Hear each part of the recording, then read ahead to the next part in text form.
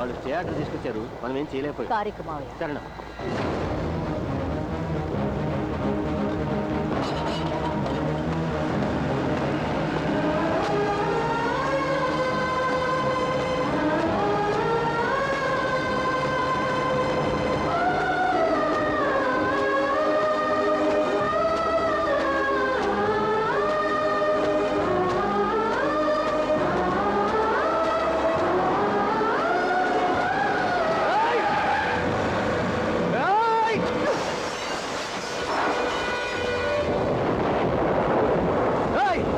అమ్మ ఇప్పటి వరకు బతుకుందని నేను అనుకుంటున్నాను, కానీ అందరూ కలిసి ఈరోజు ఆవిడ్ని చంపేశారు కదరా.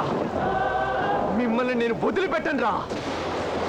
నిన్ను ఎవరి ముందు తలదించుకోనివ్వరని మా అమ్మకి ఇచ్చిన మాట కోసమే నేను ఇన్నాళ్ళు ఊరుకున్నాను.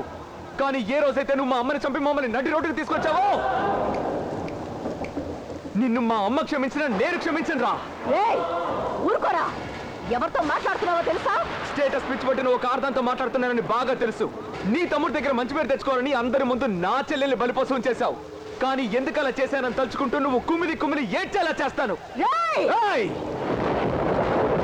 నా కుటుంబం ఈ రోజు ఎలా అయితే నటి రోడ్డుకి వచ్చిందో, అలాగే నేను గెలుపు వైపేసే ప్రతి అడుగుతోనూ నీకు ఓటమంటే ఏంటో తెలిసేలా చేసి, ఈ రోజు నేను పడుతున్న బాధ నువ్వు అనుభవించి, మా అమ్మ సమాధి ముందు నువ్వు తలదించుకొని క్షమాపణ అడిగేలా చెయ్యలేదో, నా పేరు సుబ్రహ్మణ్యమే కాదు.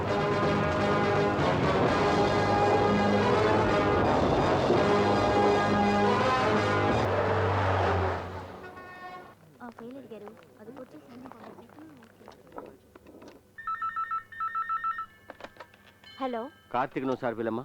ఒక నిమిషం అంకుల్, పిలుస్తాను. అయ్యో అంకుల్, ఆయన బయట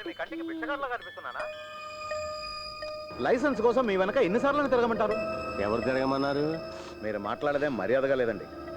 మీ తమ్ముణ్ణి సుబ్రహ్మణ్యాన్ని విడగొట్టాలని మీరు కోరుకున్నందువల్లే నా కూతురు పెళ్లిని కూడా నేను ఆపేశాను. నేను ఆశపడ్డది నీ ద్వారా జరగలేదు, నువ్వు ఆశపడింది జరగదు. You can go.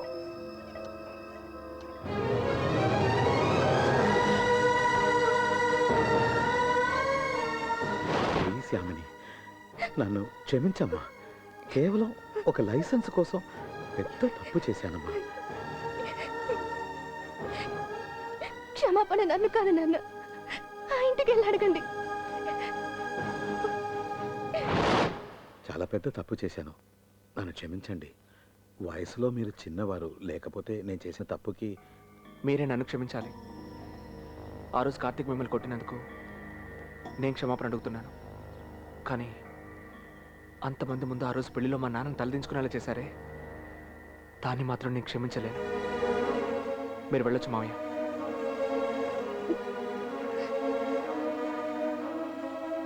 అన్నయ్య, నేను విషయం అడుగుతాను, సమాధానం చెప్తావా? ఏదో ఒకరోజు కార్తీక్ అన్నయ్య తన మనసు మార్చుకుని నీ దగ్గరకు వచ్చి క్షమించమని అడిగితే నువ్వు క్షమించవా?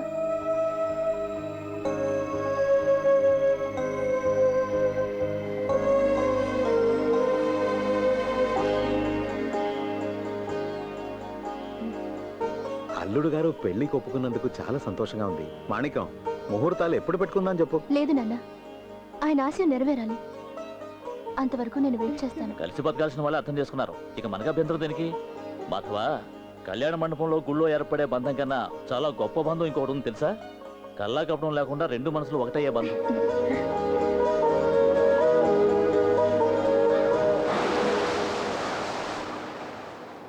ఏమంటారు సార్?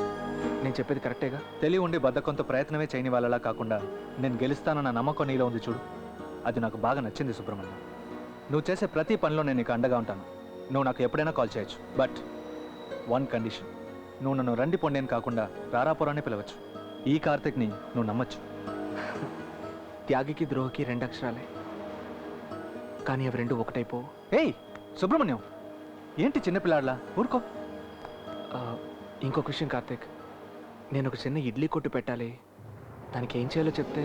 లాయర్ కార్తీక్ గారు షూరిటీ ఇచ్చారు. మిస్టర్ సుబ్రహ్మణ్యం, మీ ఫాస్ట్ ఫుడ్ సెంటర్ అంచెలంచెలుగా పైకి ఎదగాలని స్టేట్ బ్యాంక్ తరఫు నుంచి మేము కోరుకుంటున్నాం. మీరు ఖచ్చితంగా పైకి వస్తారు. All the best. థ్యాంక్స్ అండి. Thank you sir. My pleasure.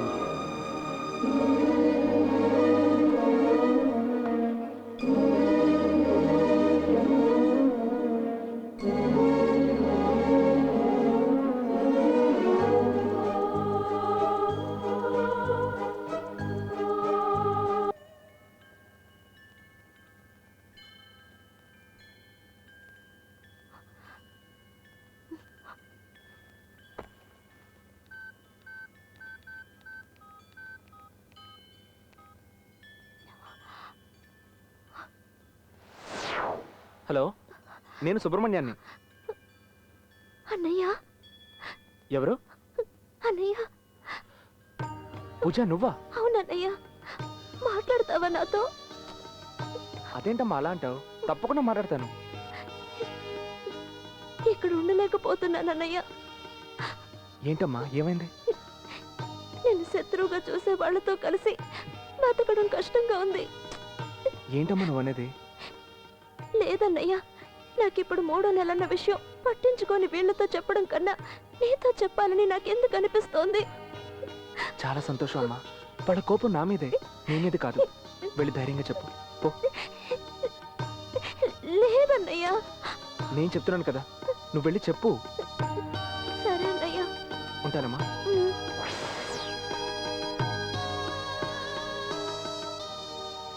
Wow, congrats! I am so happy రా. కంగ్రాట్స్. Thank you. ఇదిగో ఈ స్వీట్ తిను.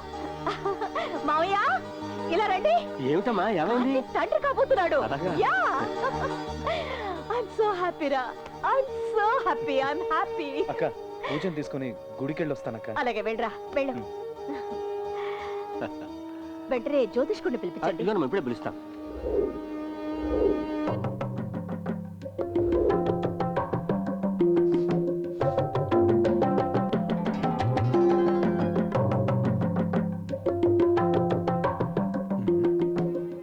ఏంటండి? ఏం లేదు, మీరు చెప్పిన ఈ హోరా కాలంలో బాబు జాతకాన్ని అతని భార్య జాతకాన్ని కలిపి చూస్తే అమ్మాయి పుడితే ఓహో అని మీ ఐశ్వర్యం 4 గింతలుగా పెరుగుతుంది. కానీ అబ్బాయి గనక పుడితే దాని సంగతి ఎందుకులేండి, అదంతా మీరేం పట్టించుకోవద్దు. మీరేమంటున్నారు? అర్థం కాలే.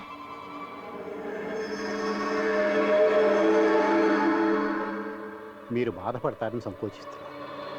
అబ్బాయి గనక పుడితే అనుకోని విధంగా మీరు వీధిని పడతారు. నా కుటుంబం ఈ రోజు ఎలా అయితే నటి రోడ్డుకి వచ్చిందో, అలాగే నేను గెలుపు వైపేసే ప్రతి అడుగుతోనూ నీకు ఓటమంటే ఏంటో తెలిసేలా చేసి, ఈ రోజు నేను పడుతున్న బాధ నువ్వు అనుభవించి, మా అమ్మ సమాధి ముందు నువ్వు తలదించుకొని క్షమాపణ అడిగేలా చెయ్యలేదో, నా పేరు సుబ్రహ్మణ్యమే కాదు. చెవులు మూసుకుంటే సమస్య తీరిపోతుందా? గర్భంలో అంతం చేశారు. మావయ్య, ఏమిటో మాటలో?